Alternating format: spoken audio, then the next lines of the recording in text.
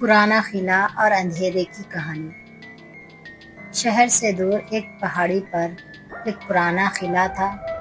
قلعے کی دیواریں ٹوٹ پھوٹ چکی تھی، کھڑکیاں جالوں سے بند اور ہر طرف گھنا جنگل۔ لوگ کہتے تھے کہ وہاں روحیں بستی ہیں، خاص طور پر ایک سایہ جو رات کو قلعے کے اندر اور باہر چکر لگاتا تھا۔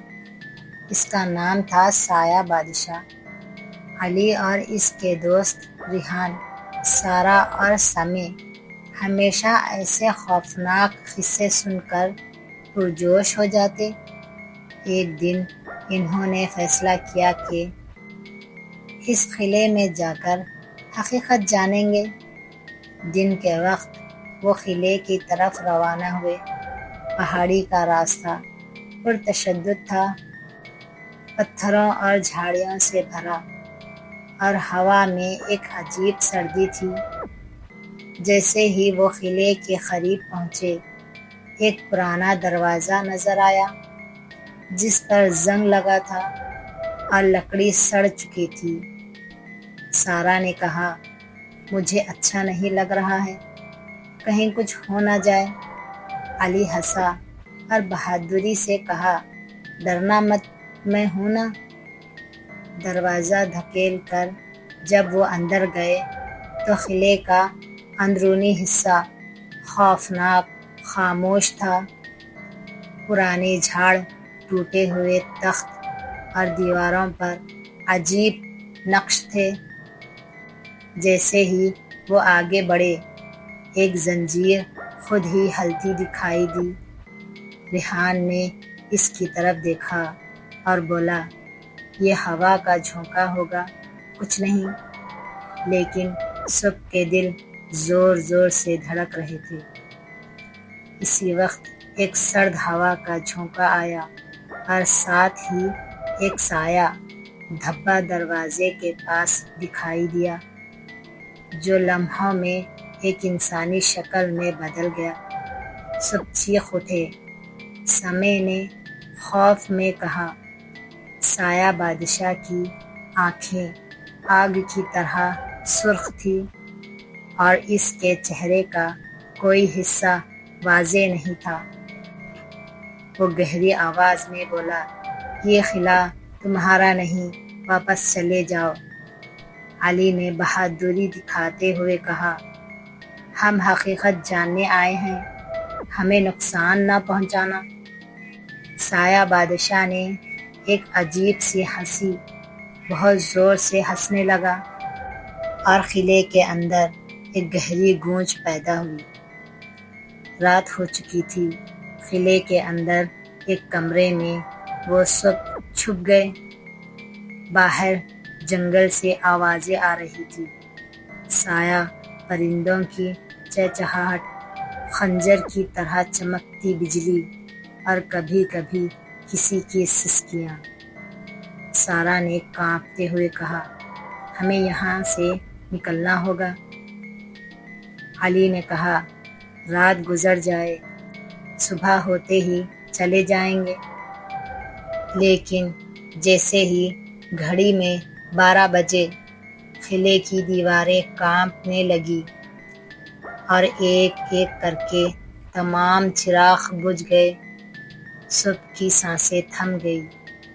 اچانک قلعے کے وسط میں ایک کارپیٹ کرسی خود ہی حرکت کرنے لگی اور اس پر ایک پرانی فوجی کی شکل نمودار ہوئی، جو بظاہر کئی سال پہلے جنگل میں مارا گیا تھا۔ اس کی کمر جھکی ہوئی، آنکھیں خالی اور ہاتھ میں زنگ آلودہ تلوار۔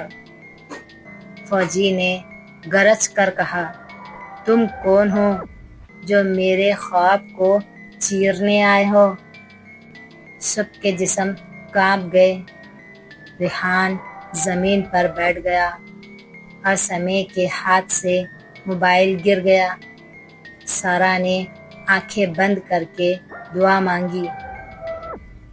علی نے ہمت کر کے کہا، ہم تحقیق کرنا چاہتے ہیں، ہم تمہیں پریشان کرنے نہیں آئے۔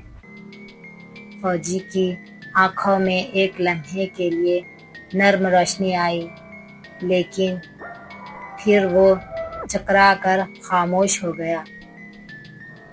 اس کے ساتھ ہی سایہ بادشاہ قلعے کے ہر کونے میں پھیل گیا، جیسے اندھیری کی دیواریں آگ بڑھ رہی ہو۔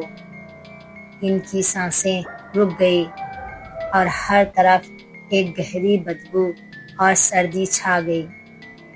رات کے آخری پہر جب سب خوف سے تھکے ہوئے بیٹھے تھے، ایک روشن دھبا قلعے کی چھت سے نیچے آیا اور جیسے سب کی پریشانی کو جذب کر گیا۔ صبح کے سورج کی پہلی کرن کے ساتھ سایہ بادشاہ اور فوجی کی شکل مٹ گئی اور قلعہ ایک عام کھنڈر میں بدل گیا۔ چپ چاپ باہر آ کر جب سب نے پیچھے دیکھا تو قلعے کے سامنے کوئی نشان نہیں تھا، بس جنگل اور پہاڑ، جیسے کچھ ہوا ہی نہ ہو۔ علی، سارا، ریحان اور سمیع نے ایک دوسرے کو دیکھا۔ کیا ہم خواب دیکھ رہے تھے؟ سارا نے پوچھا۔ علی نے گہرے انداز میں کہا، شاید، لیکن یہ راز ہمارے ساتھ زندگی بھر رہے گا۔ وہ چپ چاپ واپس شہر کی طرف چل پڑے، لیکن ہر قدم کے ساتھ قلعے کا یہ سایہ ان کے دلوں میں رک گیا، ایک ایسا راز جو کبھی بھی پوری طرح بیان نہ کیا جا سکتا۔